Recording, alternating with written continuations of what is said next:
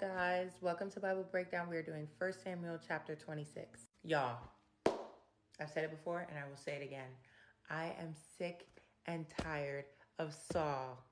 That man gets on my nerves. I need to record myself reading these chapters because my genuine reaction was like, Do you guys remember the Ziphites? They were the ones that told Saul that they would tell him whenever David was around and that he was welcome anytime. Well, they're back.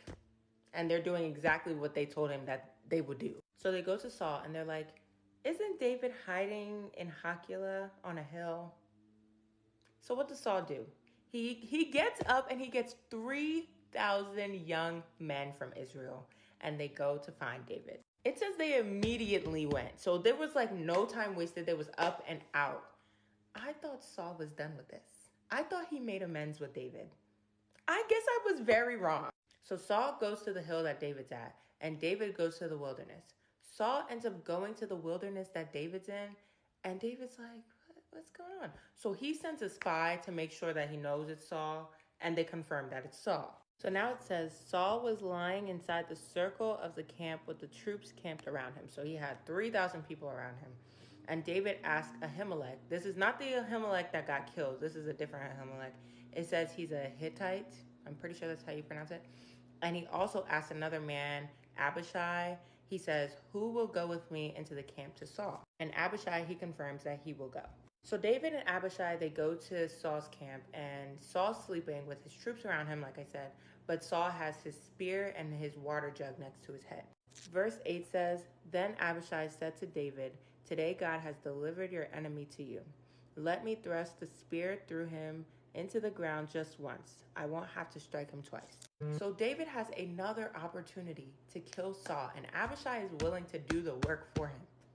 But David sticks to his word from what he said before when he's like, I'm not going to kill the Lord's anointed one. I will feel very guilty. Verse 9 and 10 says, but David said to Abishai, don't destroy him, for who can lift a hand against the Lord's anointed and be innocent? David added, as the Lord lives, the Lord will certainly strike him down. Either his day will come and he will die, or he will go into battle and perish. So again, David has given this battle to the Lord. He said, the Lord will handle it. This is not my battle. But then he adds, instead, take the spear and the water jug by his head and let's go. So David and Abishai, they take the spear, they take the water jug, and no one wakes up, no one moves, no one even knows they're there, because it says a deep sleep from the Lord came over them. So the Lord was helping my guy out because he knew, like, these people, oh my gosh, they just make me mad. Like, why are you so obsessed with David? Leave this man alone. So now David, he leaves the camp, he goes across the mountain, he stands on the mountain and he starts shouting to Abner. Abner is the guy that's also with Saul, and I think he's a commander. I'm pretty sure. Let me check. Yeah, Abner is the commander of Saul's army. So he calls out to Abner and he says, aren't you going to answer me, Abner? And Abner says, who are you who calls to the king? So now David starts coming crazy as he should. He says, why didn't you protect your lord the king when one of the people came to destroy him? Then he says, you should die because you didn't do your job.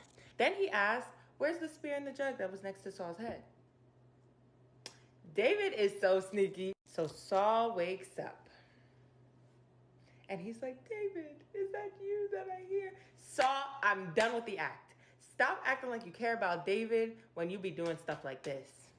If you cared about David, when those Ziphites told you where David was, you would have been like, nah, y'all, I'm done with that. Let him live his life. Like, it's cool. We're cool. We made amends. They literally, but you see why I don't like Saul? So now David starts coming at Saul, and he's like, yes, it is me, David. What did I do to you for you to be coming after me like this? Like, what's going on? So in verse 19 and 20, David is trying to get down to the beef. He's like, what is the reason behind this beef in the first place? So he questions Saul, and he's like, if the Lord is telling you to do this, let him accept this offering. But if it's the people that's doing this, let them be cursed by the Lord. Verse 20 makes me feel like David is saying they're doing too much, because it says, the king of Israel has come out to search for a single flea, like one who pursues a partridge in the mountains. Like, you're doing too much, please. Then here comes Saul with a response.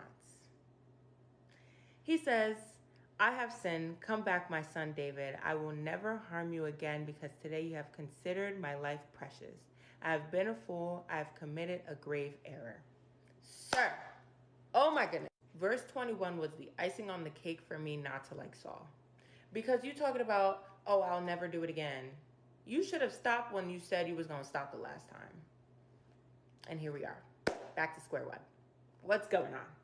Oh my gosh, if I could just like ask him so many questions right now, I really would, because what are you on? So David, he takes the high road. He gives back the spear, but he's like, one of your men can come get it. I'm not giving this to you. As he should. Make them work for it. But anyways, he continues and says, I wasn't willing to lift my hand against the Lord's anointed, even though the Lord handed you over to me today. Just as I considered your life valuable today, so may the Lord consider my life valuable and rescue me from all trouble. So David basically is like, I hope that all the good that I'm doing now is going to pay off in the future so that the Lord protects me when I'm in trouble. Then the last verse, verse 25 says, Saul said to him, you are blessed, my son David. You will certainly do great things and will also prevail. Then David went on his way and Saul returned home.